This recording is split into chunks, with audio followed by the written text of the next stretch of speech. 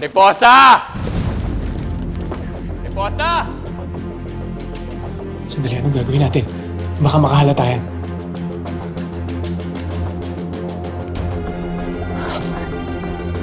Mariposa, ano ba? Ba't ang tagal-tagal mo dyan?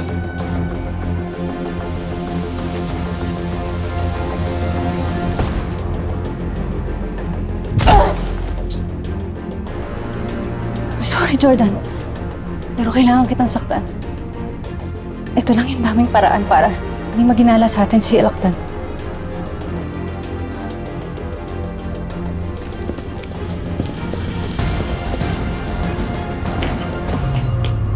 Oh, Alakdan, anong ginagawa mo dito? Ako dapat nagtatanong niya sa'yo. Kanina pa kita inutusan para i-check yung bihag, ah. Ano ba ginagawa mo? Tinabot ka na siyam-siyam. Tsaka ba't di ka sumasagot nung tinatawag kita? Pasensya ka na, Alakdan.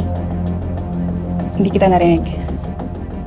Inupakan ko kasi to si Jordan eh. Nahuli ko na tinatanggal yung tali niya. Yun ba talaga nangyari? Bakit? Wala ka bang tiwala sa akin, Alakdan? Bakit hindi mo i-check?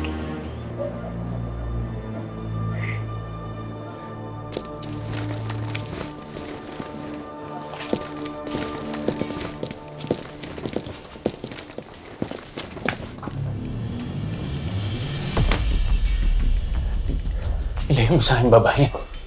Ilayo mo yan ngayon na!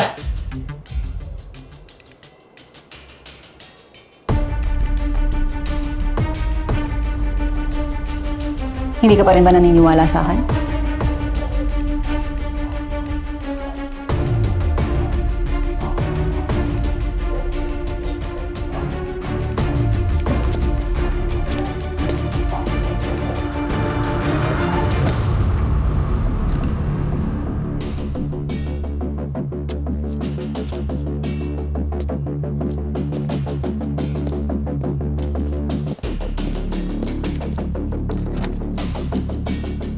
Konting tiis na lang.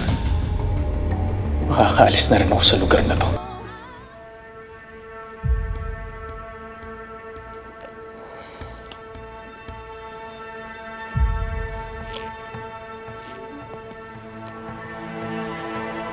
Alakdan? Pag nakuha mo na yung 5 milyong bucks, ano nangyayari dun sa bukod? Ano bang ginagawa pagka wala nang pakinabang? Baka pwedeng huwag muna natin siyang patayin. Ha?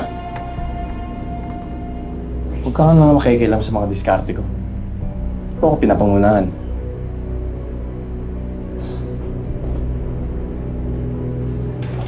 Tsaka, ba't parang biglang interesado ka sa mangyayari kay Jordan?